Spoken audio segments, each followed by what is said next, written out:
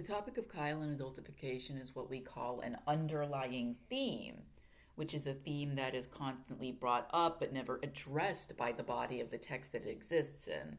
In fact, the most similar topic that I've talked about in regards to Kyle and adultification is Mr. Garrison and his relationship with his own sexual trauma, which is a theme that is more readily apparent, in my opinion. And it's a lot easier to analyze Garrison because he's a fully grown adult with a developed personality and a filled out backstory. This isn't to say that Kyle is somehow lesser than or a more inferior character to Garrison. What I wanted to do is point out the obvious that Kyle, at this point in his life, isn't fully mature and hasn't gone through the life journey that Garrison has to reach that point.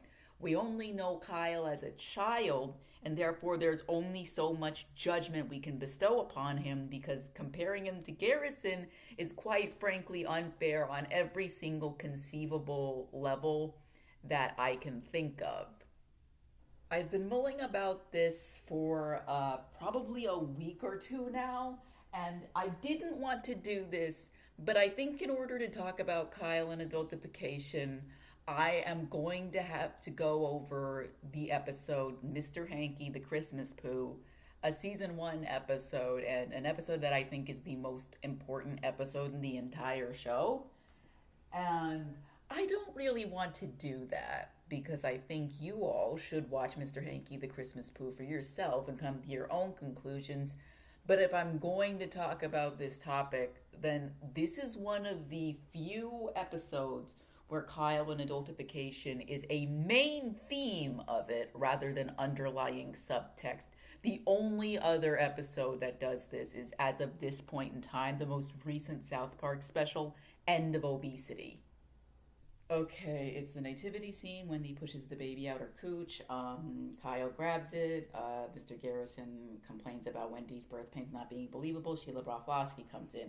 Sheila Broflovsky says that Kyle can't be Joseph of Arimathea because Joseph of Arimathea is Jewish and Kyle is Jewish. And then Mr. Garrison and Sheila kind of argue a little bit back and forth, and Kyle suggests, very important suggestion, that Mr. Hankey the Christmas Poo, the play should be about Mr. Hankey the Christmas Poo, and then everybody is disgusted. The scene changes.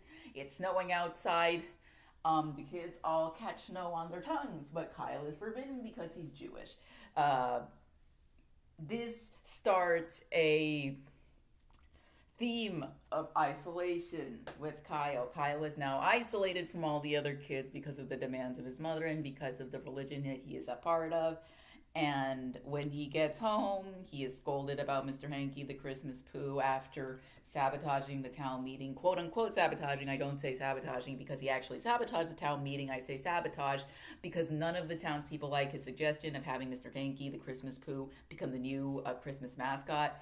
And then his parents yell at him. They basically tell him to grow up. In this scene, he is forced to deny the existence of Mr. Hankey, the Christmas Poo, ergo his childhood. And then Mr. Hankey has a scene with Kyle in the bathroom, and then he spreads the poo-poo all over the walls, and then Gerald demands to come in after Mr. Hankey is singing a Christmas song really loudly, and then he sees Kyle with Mr. Hankey in his hand, except Mr. Hankey isn't alive, and the poo-poo is smeared and smudged all over the floor and walls, in which Gerald makes a little joke about how Sheila's gonna clean this up. Okay, we're gonna have to take a detour to talk about Gerald and Sheila. So Gerald is a lawyer. That hasn't been revealed yet in the series. That happens, I imagine, sometime in season 2. But the first episode that focuses on Gerald being a lawyer, like actually focuses on him being a lawyer, is Sexual Harassment Panda, an episode that I have gone on the record saying it's not one of my favorites for the way the subject matter is handled. But as a South Park episode, you'll find it funny.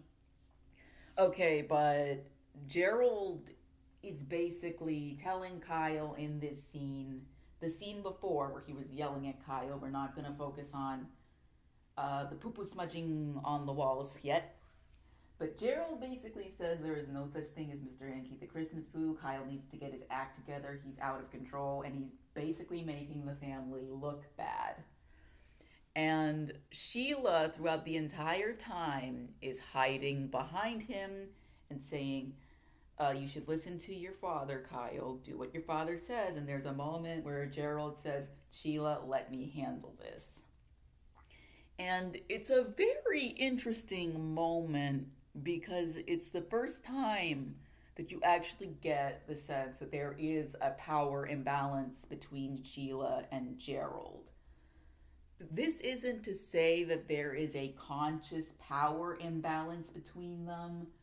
They do fall into the archetypical mother and father roles, so there's not that much to say on that end. But I do get the feeling that their relationship is not on the equal footing that they like to pretend it is, and this will be corroborated on later in the series. It's just important to note that this is the episode where we kind of get the insinuation that Kyle's family is not as perfect as they would like it to be. Like, in the metatext of the show, Kyle's family presents themselves as achieving of higher socioeconomic status and children who academically excel at school. But when you see this, you get the impression that there's a lot more going on behind closed doors than the Broflovskis would like to admit. Which is ironic because the theme of caring about one's image is actually later touched upon in a season 26 episode, Worldwide Privacy Tour, where Kyle has to unlearn this conditioning in real time. Like, Kyle learns for himself along with Butters. Butters is along with the journey on that one, that what he was taught in this episode is bad, wrong, and harmful. To care about your image and to care about the way people will perceive you is only going to lead you down very dark paths in life and isn't something that you should prioritize. It is exceedingly interesting to me that they paid that off 25 seasons later and in such a subtle way that you really wouldn't notice. And then the B plot of this episode gets introduced where Sheila basically spearheads an entire censorship campaign because of Mr. Garrison's stupid play. It's the most ridiculous thing to care about, and that's part of the joke. What's even funnier is that Sheila's own spearheading of this censorship campaign is why Kyle is being socially isolated to begin with. The dramatic irony of it all is that Sheila is doing this in the name of inclusivity and connectivity and intercommunity harmony, and all she's doing is making sure her son is ostracized at school because his mother went on a mass censorship campaign because of that play. So then what happens when the time of the play comes around is that there's been so much censorship and so much removal of religious imagery, Jesus, Santa, all of that.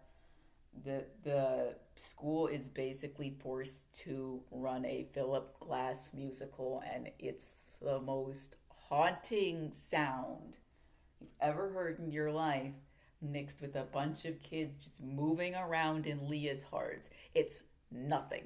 It is a load of nothing. And of course, this makes all of the adults fight each other because it's bad, but of course, this is what they wanted, except it wasn't what they wanted. But yes, it was what they quote unquote wanted because they asked for this. They did not know what they are asking for, and now they are reaping the consequences of their actions. Also, Kyle has been institutionalized because of his mother. Like, let's be real here. The only reason Kyle is in the hospital, the mental hospital right now, is because of Sheila's censorship campaign. I haven't talked about Kyle or Cartman in this little diatribe yet. And here's the thing. This is one of the most important episodes in the show because this is where the Kyle and Cartman feud starts properly. And if you're paying attention, Cartman in this episode instigates in a very similar way to Sheila. Like, the song Kyle's Mom is a Bitch. It's from this episode. And basically he incites the school or this little class to groove along to this music, which again is Sheila's fault for spearheading the censorship campaign, and everybody's mad at Kyle's mom. And that's why they groove along to it. Garrison would have shut it down normally in regular circumstances, but of course this isn't regular circumstances, is it, Sheila? And then Mr. Hankey comes alive and he launches himself at Cartman, and then everybody laughs at Kyle. Cartman calls him a sick bastard, I think, and gets shoved off to the mental hospital. Thanks, Sheila. But it's interesting to know that Cartman and Sheila are very, very similar, to the point where I would call them mirrors of each other. And this moment with Kyle's mom as a big fat bitch, it implies that Kyle's contemptuous feelings about Cartman are a reflection of the frustration and growing psychological discontent that has been building up with his mom for years and years and years. Cartman just happens to push those buttons because him and his mom are basically the same people, except Sheila married Gerald and then moved off to South Park so that she could escape the part of her past that made her look like Cartman. She and him are basically the same person, but wearing different skins. And then Chef basically says Mr. Hankey is real, and the kids have to believe in Mr. Hankey if they want him to be real and to see him. And then all the kids believe and see Mr. Hankey for real. And then Mr. Hankey saves the day by telling all the adults to stop fighting, and that they're the ones who basically ruined Christmas by focusing on all the unimportant stuff that didn't matter. And then Kyle gets let out of the hospital, and then the episode ends. So I basically spoiled the entirety of Mr. Hankey is a Christmas poo, and I didn't want to do that because, again, it's important to watch the episode.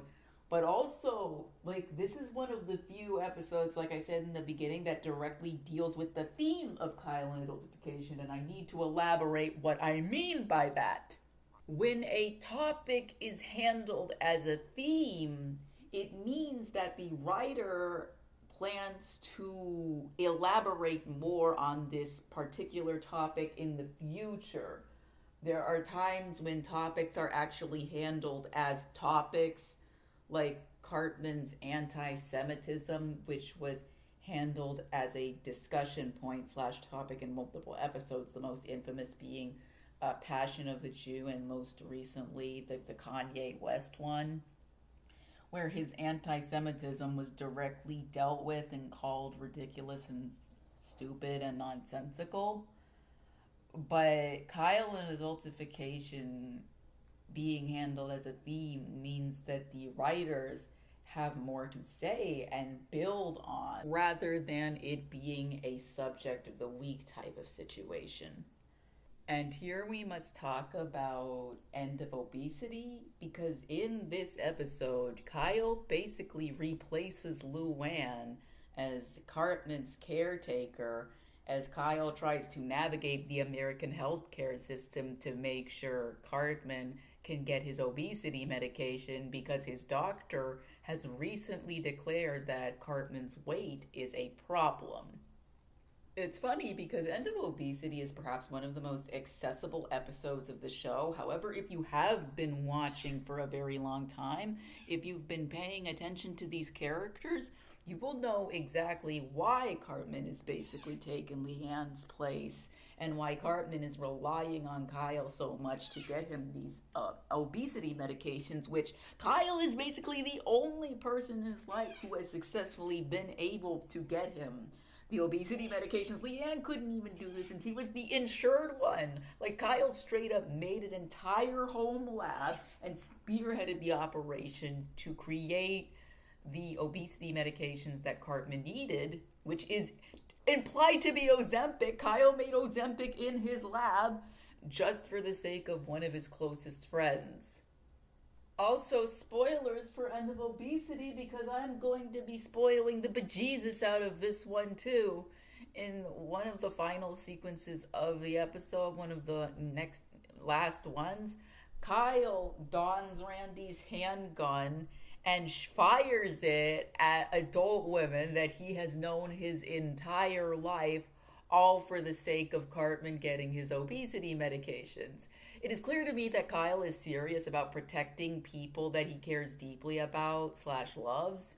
And Cartman is definitely one of those people. They're friends. They are friends and they willingly hang out with each other. Kyle would not do this for someone he didn't care about. Actually, I don't even think that's true. I think Kyle would perform a feat of this nature for people he didn't care about if he considered it the correct and moral thing to do. It's funny because Kyle and morality itself is on a level of discussion that is similar to Kyle and adultification, because this episode, End of Obesity, basically argues that being a good person and being a kind person are extremely different things, and while they may intersect, the nuances between them are significant enough for it to be a topic of discussion, particularly for Kyle's character. Because if I'm honest, he's probably one of the coolest characters in the show, and I imagine he will grow up to be some kind of anarchist one day. Sheila has a cameo before Sharon's little commercial sequence, but the only time Gerald appears is at the end of the episode when Kyle has failed, and Sheila's there too. And I think it's interesting that Sheila herself isn't interested in doing the obesity medications while everyone else is. The only other person who didn't really want to do it is Sharon. Sharon only did the obesity medications because of comments that Randy made about her, which I think for Sheila is a very interesting statement on how Cartman feels about his weight. He doesn't actually care if he's fat or not. The only reason he's been told to prioritize his weight is because other people have made it their problem, which is also why Kyle has this little speech at the end of the episode where he's all like, body shaming is bad because, yeah, if you body shame people enough, they'll be in the headspace to perform actions like the ones Cartman and the obesity drug taking women in this episode did. They cared about their image so much that they were willing to ride or die based on their looks. Listen to me. Kyle Broflovsky is very cool.